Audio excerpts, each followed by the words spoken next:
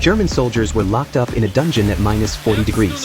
Freezing rain slapped against his twisted face. The cold made him shiver uncontrollably, but Klee survived with nothing but pure willpower. Then the enemy officer came over and said something to him. Du kommst hier nie raus.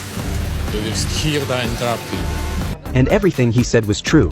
The prison was deep in the frozen lands of Siberia. There were no fences or walls around this place, because prisoners had no reason to try escaping. If they ran, they would either freeze to death or starve. Klee's escape attempt got his team punished with 3 days of starvation. They stood there holding clubs, staring at him with rage. They had prepared a brutal welcome for him.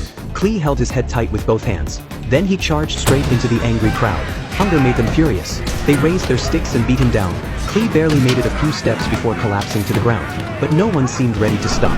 At the last second, a kind teammate used his own body to shield Klee. That's how Klee's life was spared, but he was covered in injuries. He even developed a high fever. Still, he never gave up on escaping.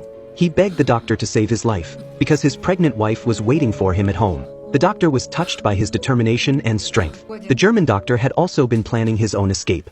He had already gathered supplies for the journey, but he had just found out he had cancer, and he knew his body wouldn't survive the cold. So he decided to give Klee a chance at survival. Late that night, he took off his coat and gave it to Klee to keep him warm. Before Klee left, the doctor handed him a pistol for protection. He asked Klee to deliver a message to his family. The address was carved onto the lid of a lunchbox. With the doctor's help, Klee managed to break out of the prison. He made it to the railway and dug through the rocks. There he found the supplies the doctor had hidden for him. The next day, the guards realized Klee was gone.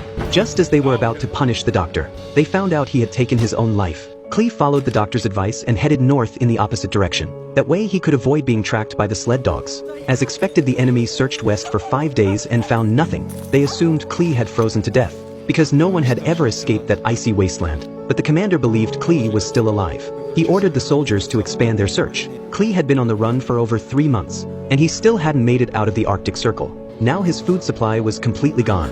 Was this how he was going to die out here? Klee dropped to his knees in the snow, begged God to send him food. No one had ever escaped this frozen land. Klee hadn't gone far before he passed out in the snow.